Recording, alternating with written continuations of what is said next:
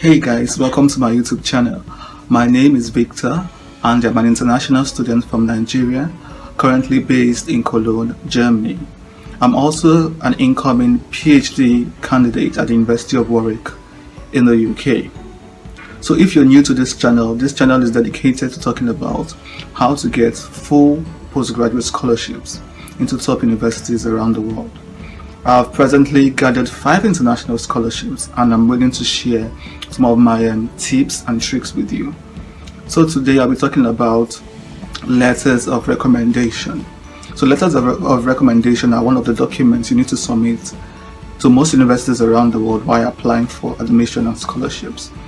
So before now, most candidates believe that they do not have any control or any influence over their letters of recommendation because it is written by their professor and they submit all their documents, their transcripts, statement of purpose and every other thing they need to submit and hope for the best that their lecturers and their professors submit a good letter of recommendation. What if I told you that you can actually influence your letters of recommendation? What if I told you that you can actually influence the timeliness and the quality of your letters of recommendation?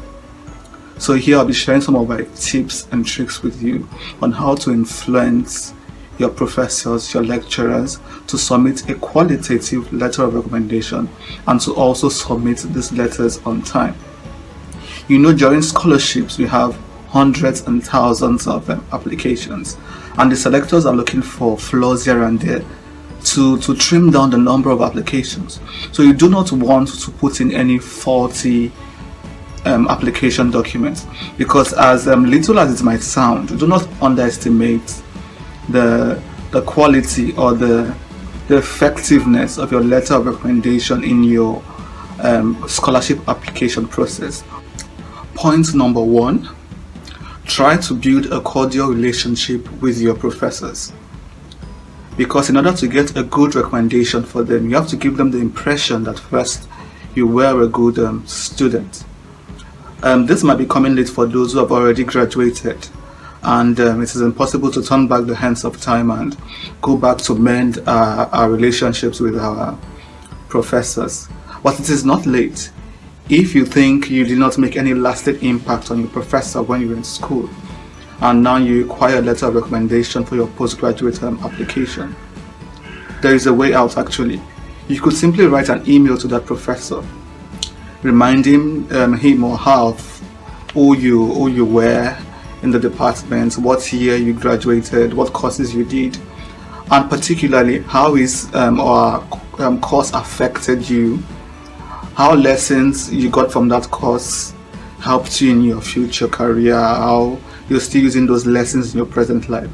So a bit of academic flattery, telling him how important his research and his examples were for you. And before you now lay down your main objective by telling him about your intention to apply for postgraduate admissions and scholarship and how you want to put his name as one of your referees.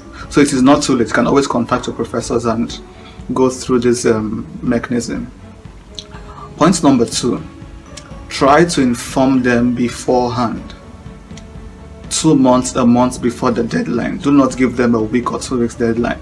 It is too short and they might disappoint. So give them a long time to come up with creative ways of writing recommendation letters for you. And first, also try to prime them into what they are going to write your recommendation letters. For instance, remind them of the contributions you made in class, the 10 papers you wrote, the students and positions you occupied, the internships you did, and refresh their memories about your students' impact in your department. That will give them pointers on what to write in your recommendation letter. So remember to inform them on time and give them guidance on, or you could always mention this, you can mention that, you could mention this. Just give them pointers on the things you did, the papers you wrote, particular examples of leadership experience, of academic creativity, of independent thinking. The third point is to select more referees and more professors than actually required in your postgraduate applications. So most universities require either 2 or 3 or some even 1 recommender. So, and most candidates apply to multiple universities. The consequence is that one professor might be burdened with 5, 6, 7 or even 10 recommendation letters. So you do not want to overburden him, and it's better to spread the risk around different professors. So if you're applying for like 3, 4, 5 schools, why not choose like 4 different professors, and you can make Professor A and B write your recommendation for the first university, A and C can write for your second university, C and D can write for your next university, and like that. So one professor do not get burdened with too many letters to write. You could also inform them beforehand that you're applying to several universities. Probably there's a particular professor you want to write, you want him to write in or her to write in all of these universities you're applying to. So it is important to tell him beforehand that, see, because of scholarships, I need to apply to several universities to spread out my risk.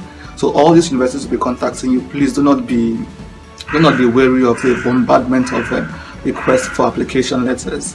But you could always do this at your spare time, and you could actually send the same letter of recommendation to different universities.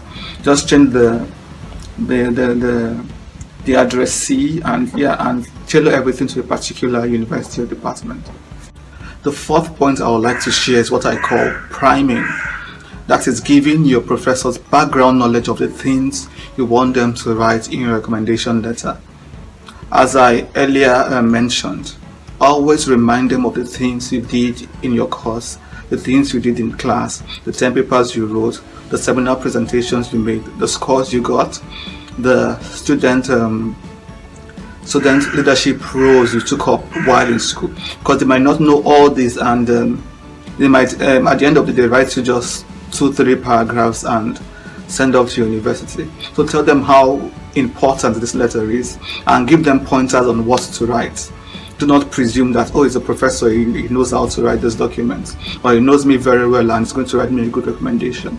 Please be deliberate and give them probably bullet points on, please write on my leadership skills, mention when I did this, write on my creative, academic creativity, or my independent capability for independent thoughts, and strong points like that recommenders want to write for their students but might skip because of probably time or because they're short of words. But after giving them the suggestions, they know what to write for you, and they could write a solid recommendation letter.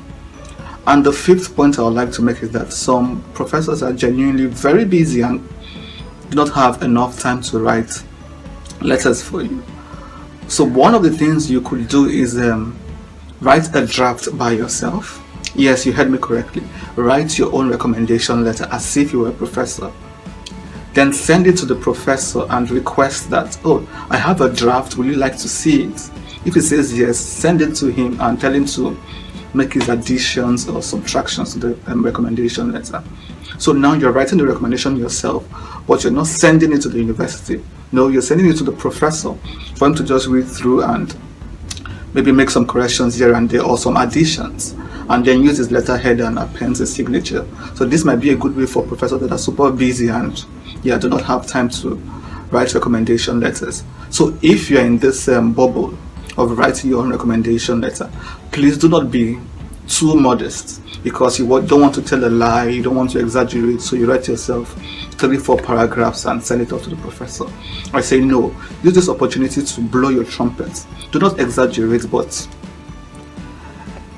how would I put it, showcase your talent in your recommendation letter.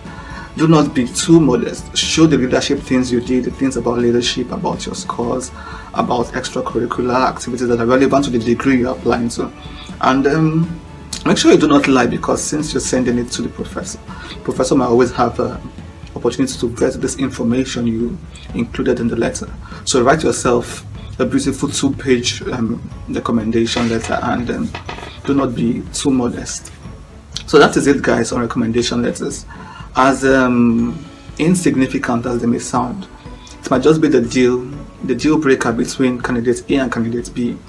Imagine you are in the selecting committee for a scholarship. Two good students, they have brilliant results, brilliant work experience, brilliant statement of purpose. But one has a recommendation letter with just 2 paragraphs, and one has a 2-page recommendation letter with solid details about this candidate.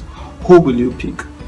So guys, you're not powerless when it comes to recommendation letters. You can always influence your professors by giving them guidelines, informing them beforehand, and following these other tips I told you about. So until next time, try to subscribe, click on the notification bell to get alerted when I post a new video. And until then, stay healthy, stay inspired. See you next time.